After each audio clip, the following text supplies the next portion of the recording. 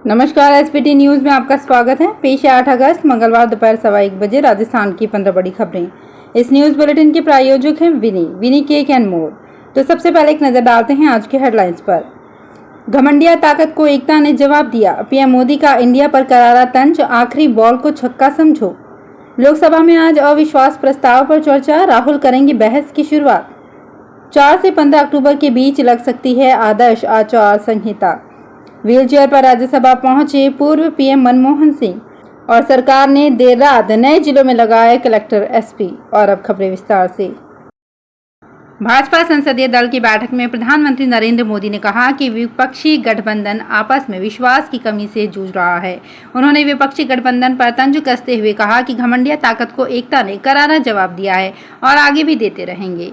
PM Modi ने कहा कि ये इंडिया नहीं बल्कि घमंडिया गठबंधन है। साथ ही पीएम मोदी ने कहा कि जो लोग सामाजिक न्याय की बात करते हैं, उन्होंने वंशवाद, तुष्टीकरण, भ्रष्ट राजनीति के जरिए इसे सबसे ज्यादा नुकसान पहुंचाया। पीएम मोदी ने कहा कि विपक्षी गठबंधन इस आखिरी बॉल का छक्का समझे। आपको बता दें कि विपक्ष आज मोदी सरकार के खिलाफ अविश्वास प्रस्ताव ला रहा है। वहीं पीएम मोदी गुरुवार को चर्चा पर जवाब दे सकते हैं। लोकसभा में मणिपुर हिंसा को लेकर केंद्र की मोदी सरकार के खिलाफ लाए गए अविश्वास प्रस्ताव पर दोपहर 12 बजे से लोकसभा में चर्चा हुई। विपक्ष की तरफ से राहुल गांधी ने चर्चा की शुरुआत की। इसके बाद गौरव गोगोई, मनीष तिवारी और दीपक बैद चर्चा को आगे बढ़ाएंगे। राहुल की सांसदी 7 अगस्त को बहाल कर दी गई थी। वहीं सरकार की ओर से सांसद निशिकांत दुबे सबसे पहले जवाब देंगे। ये चर्चा 3 दिन तक चलेगी। चर्चा के आखिरी दिन 10 अगस्त को प्रधानमंत्री नरेंद्र मोदी अपना जवाब दे सकते हैं। राजस्थान में विधानसभा चुनावों में अब 5 महीने से भी कम समय बचा है। 4 से 15 अक्टूबर के बीच तारीखों की घोषणा हो सकती है। चुनाव के ऐलान के साथ ही प्रदेश में आचार संहिता लग जाएगी। इस संबंध में सोमवार को एक मीटिंग भी हुई। आचार संहिता से पहले 21 अगस्त से 4 अक्टूबर के बीच मतदाता सूची में नाम जुड़वाने के लिए विशेष अभियान चलाया जाएगा। 4 अक्टूबर तक अंतिम रूप से मतदाता सूचियां जारी कर दी जाएंगी। चुनाव आयोग special summary revision of voters list के लिए 4 अक्टूबर की तारीख तय कर चुका है। पिछले विधानसभा चुनावों में एसएसआर की तारीख 27 सितंबर थी और चुनाव आचार संहिता ठीक 9 दिन बाद 6 अक्टूबर 2018 को लागू हो गई थी। इस बार ये तारीख 4 अक्टूबर तय की गई है। ऐसे में एक्सपर्ट्स का कहना है कि प्रदेश में 15 अक्टूबर तक आचार संहिता लागू हो जाएगी। इलेक्शन की घोषणा के लिए आयोग 3-4 तारीखों पर भी विचार कर चुका है। उनमें से कोई एक तारीख अंतिम रूप से तय कर ली जाएगी। राज्यसभा में सोमवार को दिल्ली सर्विसेज बिल पेश हुआ। रात 10 बजे इस पर वोटिंग हुई। वोट करने के लिए कांग्रेस की तरफ से पूर्व प्रधानमंत्री मनमोहन सिंह भी सदन पहुंचे। खराब तबीयत के चलते वे व्हील चेयर पर बैठकर आए थे। पार्टी ने अपने सोशल मीडिया अकाउंट पर मनमोहन सिंह की तस्वीर के साथ पीएम मोदी की तस्वीर पोस्ट की। भाजपा ने भी मनमोहन सिंह की तस्वीर शेयर की। इसमें पार्टी ने लिखा कि ये कांग्रेस की सनक है जो खराब स्वास्थ्य के बावजूद पूर्व प्रधानमंत्री को व्हील चेयर पर बैठाए रखा। राजस्थान सरकार ने देर रात आईएएस, आईपीएस के तबादले कर नए जिलों में कलेक्टर, एसपी और संभागीय आयुक्तों की नियुक्ति कर दी है। अधिकतर जगह पहले से कार्यरत विशेषाधिकारियों को ही कलेक्टर, एसपी व संभागीय आयुक्त लगाया गया है। बांसवाड़ा में नीरज के पवन को संभागीय आयुक्त व एस परिमला को आईजी, सीकर में डॉक्टर मोहन लाल यादव को संभागीय आयुक्त व सत्येंद्र सिंह को आईजी और पाली में वंदना सिंघवी को संभागीय आयुक्त व एचजी राघवेंद्र सुहासा को आईजी लगाया गया है। इसी तरह से सरकार ने नए जिले में भी कलेक्टर, एसपी लगा दिए हैं।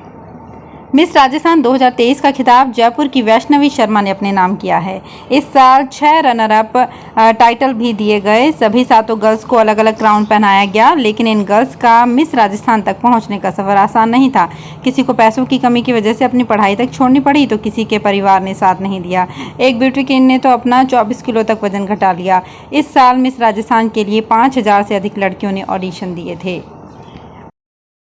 अब राजस्थान रोडवेज की अनुबंधित बसें सारथी के भरोसे पर नहीं छोड़ी जाएंगी। अब इन बसों में एक रोडवेज कर्मचारी भी लगाया जाएगा। अनुबंधित बस में अब चालक या परिचालक में से एक रोडवेज कार्मिक होना जरूरी होगा। इस संबंध में निगम के एमडी ने इसके लिए आदेश जारी किए हैं। रोडवेज में अधिकांश बसें अनुबंध पर संचालित हो रही हैं। बसों में चालक निजी होता है और परिचालक के रूप में बस सारथी साथ चलता है। अनुबंधित बसों के मामलों में सभी डिपो की लगभग यही स्थिति है। सारथी की ओर से गड़बड़ी शिकायतें सामने आने पर निगम ने ये आदेश जारी किए हैं। झुंझुनू डिपो में भी ये आदेश लागू हो गए हैं।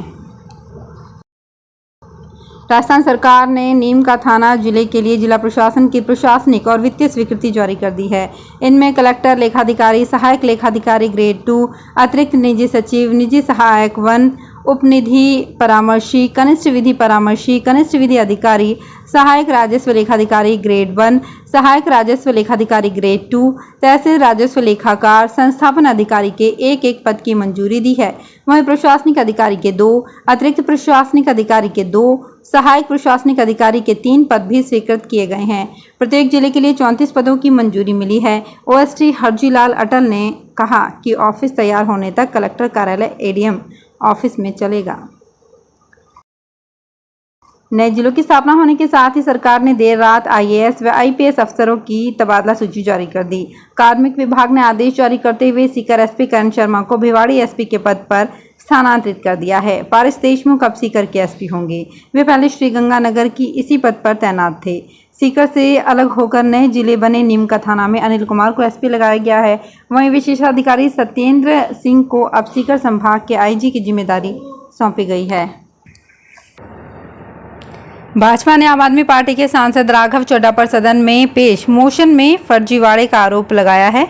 राज्यसभा में सोमवार यानी 7 अगस्त को दिल्ली सर्विसेज बिल पास हो गया। चड्ढा ने दिल्ली सर्विस बिल को सेलेक्ट कमेटी के पास भेजने का प्रस्ताव पेश किया था। इसी पर अमित शाह ने सोमवार को राज्यसभा में कहा कि इस चड्ढा ने 5 सांसदों के फर्जी दस्तखत किए हैं। हालांकि चड्ढा ने आरोपों का खंडन करते हुए कहा कि बिल को सेलेक्ट कमेटी के पास भेजने के प्रस्ताव पर दस्तखत की जरूरत ही नहीं होती। भारत के चंद्रयान 3 के बाद अब रूस भी चांद पर उतरने की तैयारी में है। रूस के एक अधिकारी ने सोमवार को बताया कि रूस 11 अगस्त को चांद के लिए मिशन लूना 25 लॉन्च कर सकता है। रूस इससे पहले 1976 में चांद पर मिशन लूना 24 उतार चुका है। भारत ने 14 जुलाई को चंद्रयान 3 लॉन्च किया है। ये 23 अगस्त को चांद पर लैंड करेगा। वहीं रूस का लूना 25 इससे पहले चांद पर उतर सकता है। भारत पाकिस्तान सीमा पर चौकस बॉर्डर सिक्योरिटी फोर्स जवानों के साथ शूट करके एक्ट्रेस कियारा आडवाणी मुंबई लौट गई हैं। कमांडो लुक में बीएसएफ के जवानों के साथ उन्होंने सरहद का दौरा किया। दरअसल कियारा एक दिन के स्पेशल शूट के लिए अमृतसर पहुंची थी। रविवार शाम अमृतसर पहुंची कियारा ने सबसे पहले अटारी बॉर्डर पर रिट्रीट सेरेमनी को देखा। दोनों देशों के जवानों के जोश को देखकर वो काफी उत्साहित हुई थी। उन्होंने जवानों के साथ फोटो शूट किया और हथियार भी चलाए।